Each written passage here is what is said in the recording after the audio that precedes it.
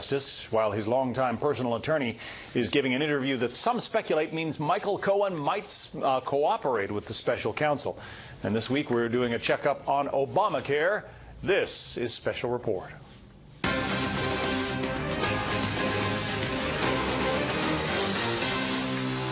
Good evening. Welcome to Washington. I'm John Scott in for Bret Baier. President Trump is narrowing the field of candidates for the next Supreme Court justice, a justice poised to give the court a solid conservative majority for years to come. As the president interviews potential picks for the court, his former personal attorney is giving an interview that leaves many wondering whether he's going to flip his loyalty to the president. Chief White House correspondent John Roberts starts us off tonight from the White House. John, good evening. John, good evening to you. If President Trump hopes to get his next Supreme Court nominee confirmed before the November election, he needs to act quickly. Given the timetable, there is literally no room for error.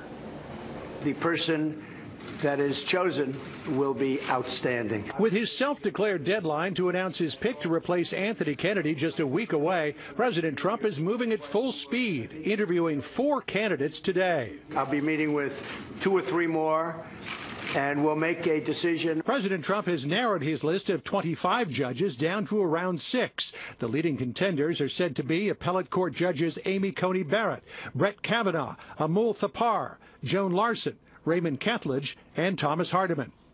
The White House has shuffled staff to spearhead what is bound to be a bruising fight in Congress.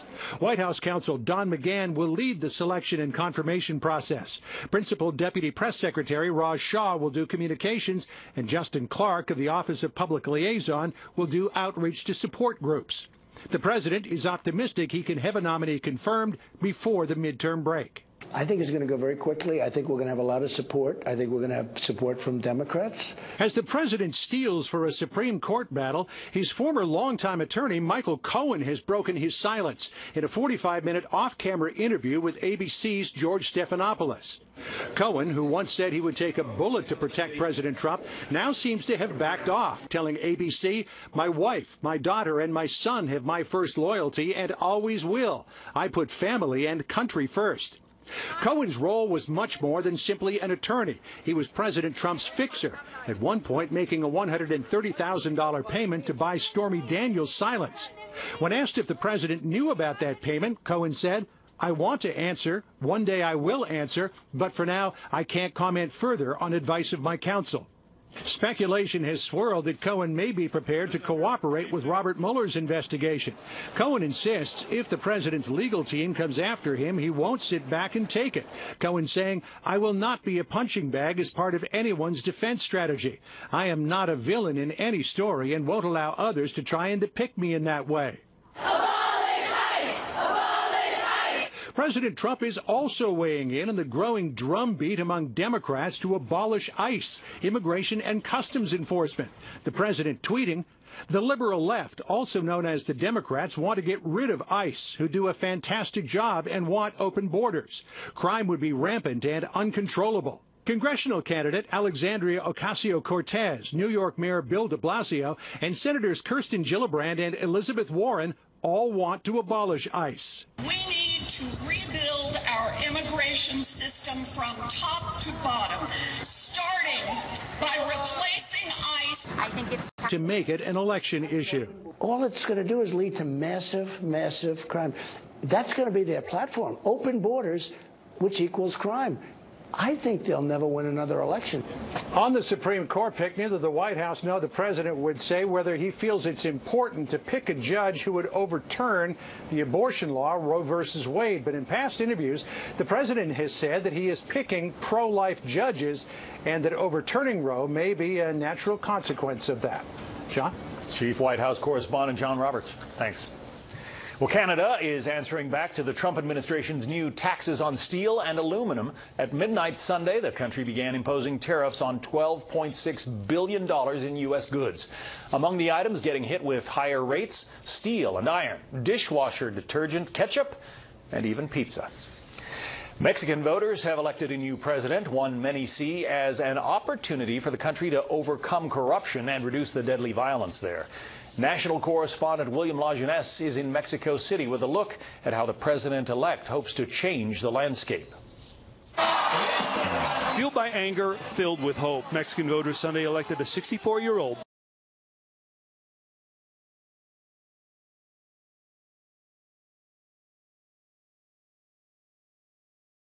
left-wing nationalist Andrés Manuel López Obrador to lead them the next 6 years. We will apply the three basic principles: do not lie, do not steal, and do not betray the people. Viva Mexico. But satisfying Mexican voters could also inflame relations with the U.S., especially his plan to end the drug war in 3 years. Why should we go on doing your dirty work for you? Do it yourselves. If Americans want to stop drugs from entering the U.S. from Mexico, put the army on the border. Former Foreign Secretary Jorge Castaneda says López Obrador may disappoint President Trump on drugs and immigration. There is very little support for any Mexican government to maintain levels of cooperation on Central American immigration with President Trump when every other day he insults us one way or the other. They walk through Mexico like it's walking through Central Park. It's ridiculous. Mexico does nothing for us. That was President Trump nearly 2 weeks ago. Today, he's mending fences. I think the relationship would be a very good one. Trump said he and López Obrador talked for 30 minutes about trade and immigration. I think he's going to try and help us with border. On immigration, border security, terrorism, and trade, López Obrador's campaign manager said it's better when neighbors are friends, not enemies. We do believe and we do think that it is necessary to continue with NAFTA. We do believe that certain things need to be changed. Mexicans hope López Obrador can end decades of corruption, violence, and enduring poverty. The big question, will the president-elect govern with his heart or head, knowing a fight with the U.S. could risk Mexico's economic future? The poorer people, the people who need better education, who need health services, how will he defend their rights and promote their rights and improve their life, but also cater to the financial market and so on? Well, López Obrador also took plenty of shots at Trump during the campaign. Both men seem to have shrugged it off. In interviews, he said that Trump uses anti-Mexican rhetoric because it works for him politically. But he reassured skeptics that Mexico will have good relations with the U.S., John, because it has to. John? William Lajeunesse in Mexico City. Thanks. The Justice Department says the FBI has arrested a man who discussed setting off a bomb during a 4th of July parade in Cleveland and attacking people enjoying fireworks there. The FBI arrested Demetrius Pitts Sunday. They say it is not clear how close Pitts was to carrying out his threats, but say he was scouting locations for a site to attack this past week. The National Security Agency is overseeing the purge of hundreds of millions of phone records. Why? Because some of the information the agency received it was not authorized to keep. Chief Intelligence Correspondent Catherine Herridge reports. The National Security Agency is destroying hundreds of millions of records that go back to 2015 after analysts found technical irregularities in data provided by phone companies. The NSA was not intent. The ACLU says the data is still revealing. We're talking about call detail records. So that's information about who a person may have called, how long they spoke to them, essentially information that would allow the NSA to put together a picture of the most intimate details of someone's life. The ayes are 67, the nays are 32. The USA Freedom Act passed by Congress in 2015 replaced the controversial and once secret post-9/11 bulk collection of Americans' phone records. Under the new system, the phone companies hold the records, and the NSA can access on a limited basis. The ACLU says the new system failed. We don't know what went wrong. What the NSA has said is that the problem was apparently of such a magnitude that they couldn't tell what were the records that were collected improperly versus the ones that were collected lawfully. According to an agency statement, it was not feasible for the NSA to identify and isolate the data it was authorized to receive. So with approval from the Justice Department and head of the intelligence community, the NSA said the appropriate course of action was to delete the records. My great concern is here as they purge this data that there will be data of interest regarding specific individuals who are planning terrorist attacks domestically with their cronies that may be lost in this purge. On surveillance during his March confirmation hearing, the new NSA director promised accountability. I would say that there are two things that I would do. I would follow the law, and I would ensure, if confirmed, that the agency follows the law. In a statement, Democratic Senator Ron Wyden, a defender of privacy rights, said the telecom companies hold vast amounts of private data, and the incident shows what the senator described as unacceptable carelessness. John. Catherine Herridge, thanks. You're welcome. At this hour, an operation is underway to rescue 12 boys and their soccer coach from a cave where they were found alive today. The boys, ages 11 to 16, and their 25-year-old coach were cut off from help more than a week ago when severe rains in northern Thailand raised water levels in the huge cave, trapping them inside. Tempers flared in Iran over the weekend over a clean water shortage during the heat of summer. Protests there took a deadly turn. While thousands of miles away in Paris, thousands more gathered to call for regime change, including President Trump's personal attorney. Correspondent Benjamin Hall reports from France. Protests in Iran are spreading again, with tens of thousands of demonstrators taking to the streets in the city of Kermanshah. Now the regime have responded by opening fire, killing at least 4. These latest protests are different from the past, fueled in part by polluted water, a faltering economy and high levels of corruption. There are others who feel a revolution is coming too. In Paris, opposition figures from the National Council for the Resistance of Iran gathered over the weekend for their annual rally. This has been more of a rock concert than it has been an opposition political rally, with over 100,000 people attending. But what they're talking about is deadly serious human rights abuses in Iran, growing protests across that country, and now the very real possibility of regime change. And if you listen to the people here, they think that is just around the corner. Most significantly, a large US delegation from both sides of the political aisle was there, joining the growing chorus for regime change. The era of appeasement is over. Those who practice appeasement are going to find themselves shamed in world history. The time has come to stand up to these bullies and these murderers. Ever since President Trump pulled out of the Iran deal, the pressure has been building and the Iranian currency has plummeted. Speaking to Fox News, Mayor Giuliani urged the Iranians to consider their future. Step aside before there's more bloodshed. I mean, they're killing their own people. Once the regime turns on its own people, it's only inevitable that it comes to an end.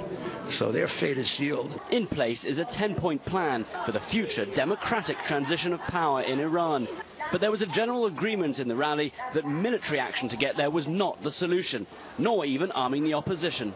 I don't want to advocate military conflict among anybody. What I want to see is more political and economic pressure on Iran so it allows free here to have a say in its future. So there certainly is pressure building on all sides for Iran, but we've been here before. In 2009, there were very serious protests, and they were put down by the regime. So whether this is now a sign of real change to come, we don't know. What is for sure is that following President Trump's decision to pull out of the Iran nuclear deal, the country is heading into economic freefall. John? Benjamin Hall, thank you. Belgian authorities say they arrested a married couple that was planning to bomb that Iranian opposition rally in France. The prosecutor's office say a search of their car turned up more than a pound of explosives and a detonator, enough to cause a sizable explosion. Police raided 5 homes after the couple was detained, but have not disclosed what else they might have found. Thousands of Syrians fleeing the conflict in their home country are heading for the border with Israel, despite knowing they will not be allowed into the country. So what brings them to the border? Chief Correspondent Jonathan Hunt has our report from the border. This is the Israeli-Syrian border in the Golan Heights, and this is how close the Syrian refugees are to that border. What was a trickle has become a flood, as Syrian government forces seek to crush rebel strongholds in southwestern Syria, and tens of thousands of innocent civilians are caught in the crossfire, as they have been throughout this 7-year civil war. The UN says more than 250,000 refugees have fled the fight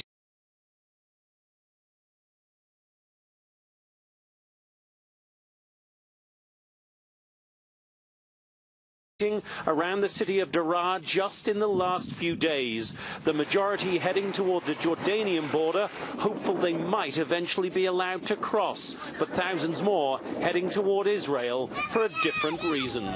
Even though they know they will never be allowed to cross this border, the refugees feel safer here, believing with good reason that they are far less likely to be the targets of Syrian government bombing raids when they are this close to Israel. But with the rebel flag flying above this camp, it is clear at some point the Syrian army will come here to flush out the opposition forces, and that will bring the obvious danger of engagement with the Israeli army, watching over the situation from the Golan. Neither the Syrian nor Israeli government wants that, but accidents happen in war, and that is precisely why Israel is sending two messages, telling its own people this border will not be breached, and telling the Syrian government forces do not get too close and be very careful. John?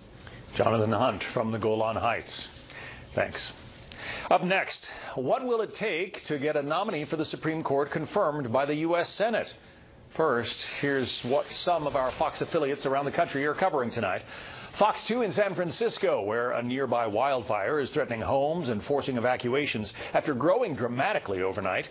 Fire officials say the fire has burned at least 70 square miles and is just 3% contained. Fox 32 in Chicago, where maternity leave is up for the first senator to have a baby while holding the office. Illinois Senator Tammy Duckworth says she's returning to full-time work after 12 weeks of leave to care for her baby. The senator's daughter was born in April. And take a live look at Seattle from Fox 13. The big story there tonight, a new ban on eating or drinking with plastic now in effect. About 5,000 food service businesses will no longer provide plastic straws and utensils for their patrons in an attempt to be more environmentally friendly. The city says they need to help business comply with the regulations rather than enforcement for the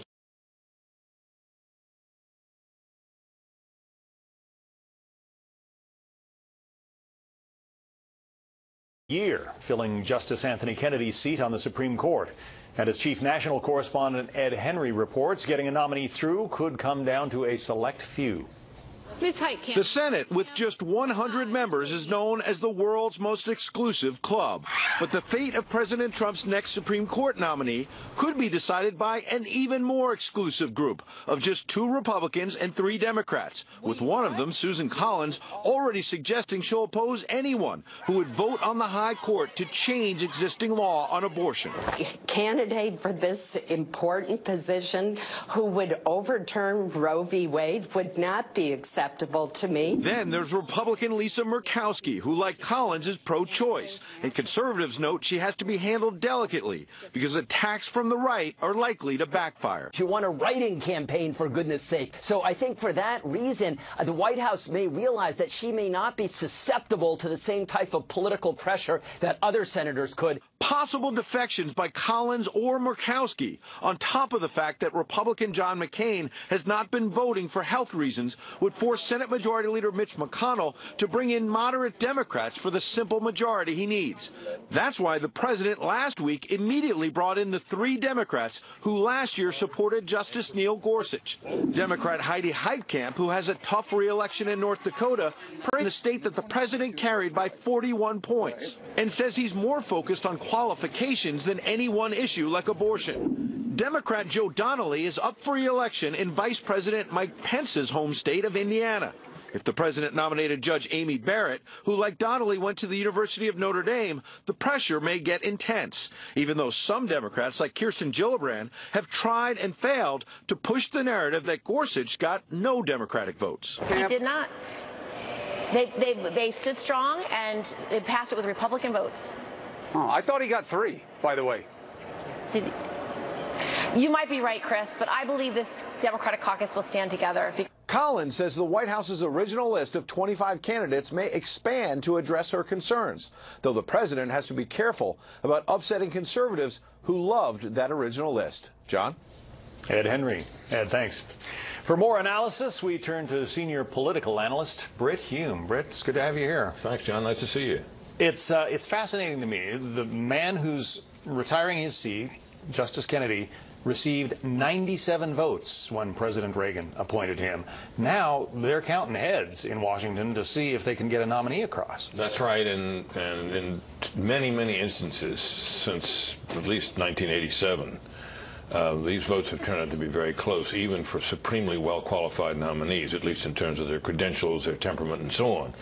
because so much of what the left has accomplished of its agenda has been accomplished through the courts. By courts doing what conservatives at least think were inappropriate things, basically making up law. And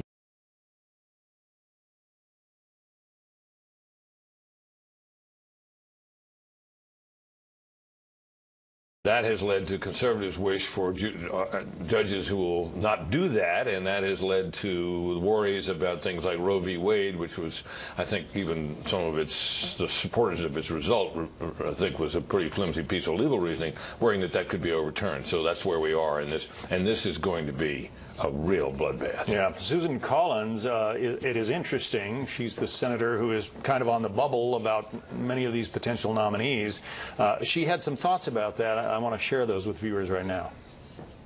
I would not support a nominee who demonstrated hostility to Roe v. Wade, because that would mean to me that their judicial philosophy did not include a respect for established decisions, established law. One of the concepts that really means a lot in America is stare decisis. That means you don't overturn precedent unless there's a good reason. You can be pro-life and conservative, but you can also believe in stare decisis.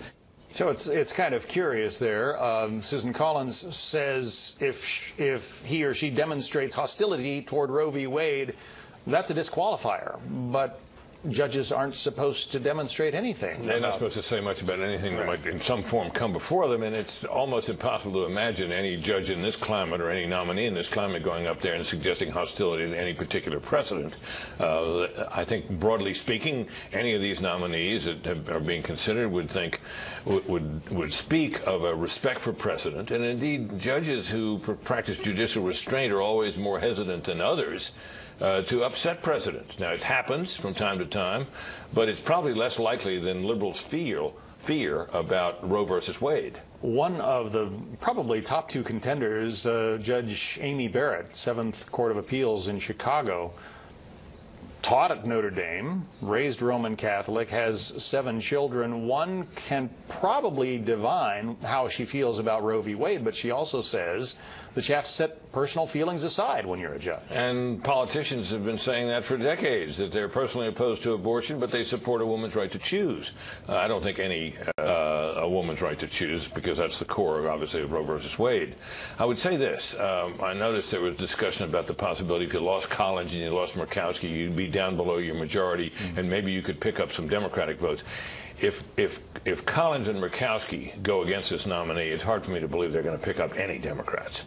Give us your prediction of what the week or weeks ahead is going to look like. Well, I don't know who the nominee is going to be, and I wouldn't pretend to, but I do think that with this much thought to be at stake, and this president making the nomination, that this is likely to get really nasty. I remember and covered the Bork nomination back in 1987, and that was pretty much character assassination, but it worked, and he was defeated, and that's why we got Anthony Kennedy. So I would look for this to get really ugly really soon, and you're beginning to see traces of it now in the comments about Judge Barrett's Catholicism.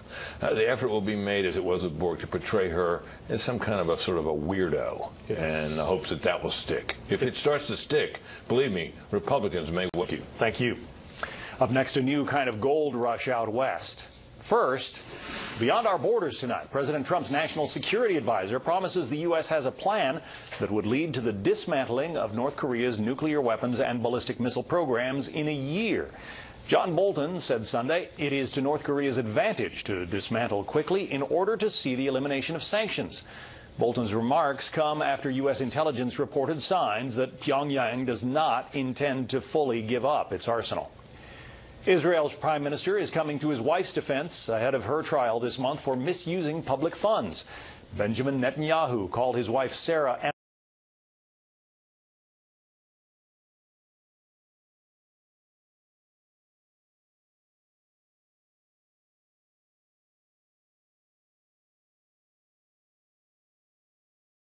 an amazing woman whose image is being trampled in the media.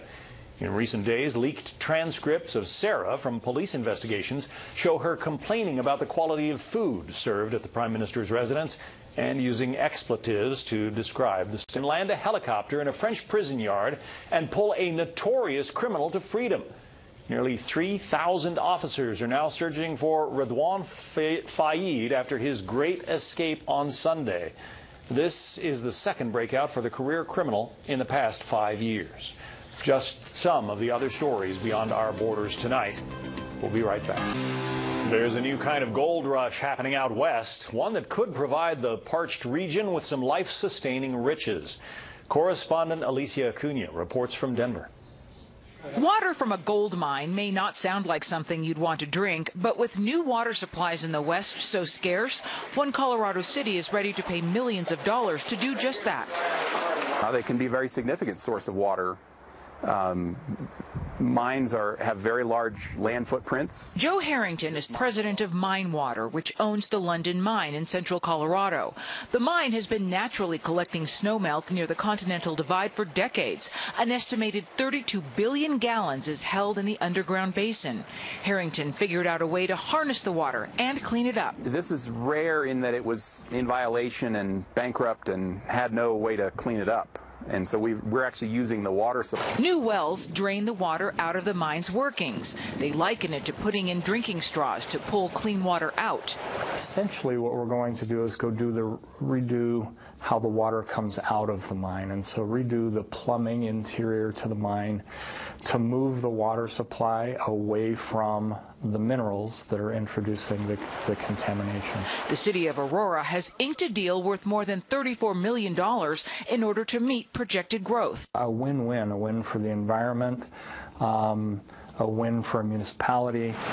Nearly 2,000 miles of streams in Colorado are polluted by mines, according to water experts. If this supply can be tapped, it could be a game changer for millions on this side of the country. The city of Aurora says the water will have very, very low levels of minerals, kind of like taking a morning multivitamin. John?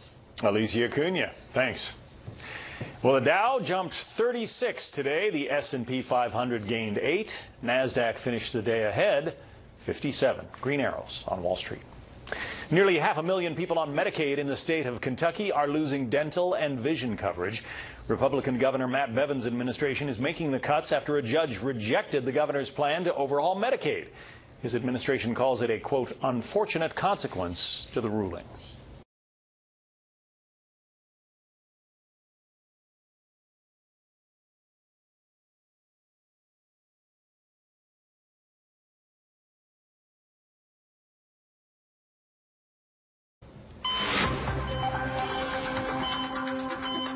Healthcare is an issue, I should say, that affects us all, and since premiums continue to rise, and Congress has failed to pass a plan to replace it. This week, we are checking in on the state of Obamacare. Tonight, correspondent Peter Ducey looks at whether the issue is dead on Capitol Hill. One of the main midterm issues for Democrats is a law that was signed 8 years ago. Is there a female doctor in the House? Obamacare. Democratic candidates have already flooded airwaves with 9,600 political ads expressing support for the Affordable Care Act, according to the Kaiser Family Foundation. Now party leaders are framing the Supreme Court fight as one about President Obama's signature legislation. Minority Leader Chuck Schumer wrote one judge on President Trump's short list would vote to strike down pre-existing conditions protections in the ACA. Democratic Senator Dick Durbin added this on Sunday. He's looking for someone on the court who will make sure that this is unconstitutional. That'll mean thousands, if not millions, of Americans will lose their health. Down that still comes up as President Trump campaigns for Republicans. That was a very sad day for the country when that vote was cast. Republican lawmakers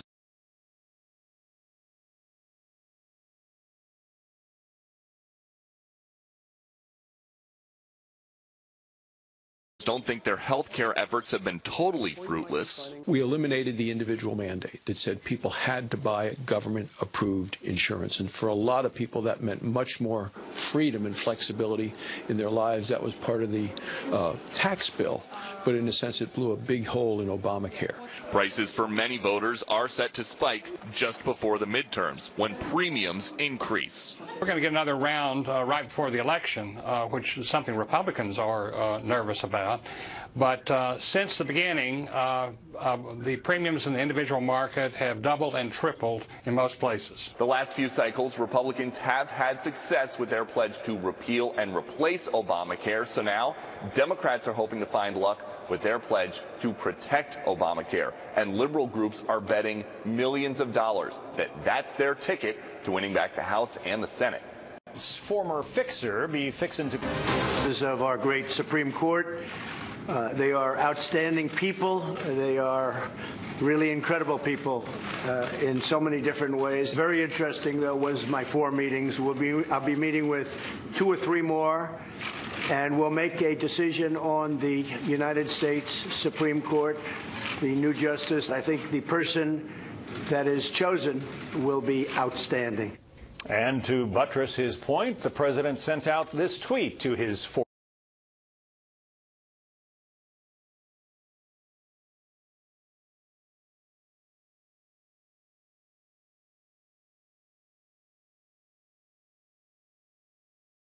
45 million Twitter followers. He writes, a big week, especially with our numerous victories in the Supreme Court. Heading back to the White House now, focus will be on the selection of a new Supreme Court justice.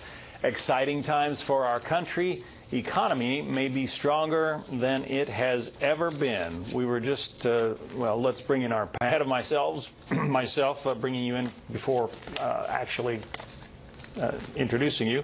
Molly, we were talking with Bret Hume about this upcoming court pick. It is certainly going to be a very heated battle. Yeah, if past is prologue, it will be very contentious. It's also true that it's a very tough time for Democrats to be fighting this pick. Really? A lot of people are focusing on how Republicans might peel away, but if you have a bunch of senators in red states, in states that were carried by Donald Trump, who are Democrats fighting for their political lives. And if they throw up a lot of obstruction here, that could be very tough for them in what are already some tough races that they are facing. You know, Donnelly, Heitkamp, Manchin, McCaskill. So there are quite a few senators there that are in a very tough spot. There's also the issue that if they do vote to obstruct this nominee, and if the Republicans can't keep their coalition together, that only incentivizes Republicans to show up and vote in November to make sure that the next process that will go much smoother for the Republican nominee. And as if to make the point, the president invited many of those senators or conferred with them at the White House about this choice. I think what you're seeing here is once upon a time, some of us remember the Gang of 14 on federal judges, which was a bipartisan coalition that was trying to steer that crazy and contentious process down the middle a little bit. Now it's sort of shrunk to a gang of 5. You have Murkowski and Collins, who are Republicans, and then the 3 Democrats, Heitkamp, Manchin, and Donnelly, who visited the president. You get the feeling those 5 are trying to help each other out because they all kind of have the same interest, which is, and when Susan Collins said what she said about Roe versus Wade, I really heard her saying, don't send me somebody up here who's going to jam me and embarrass me and force me into a tough vote on that issue of precedent in Roe versus Wade. And of course, I think that's probably what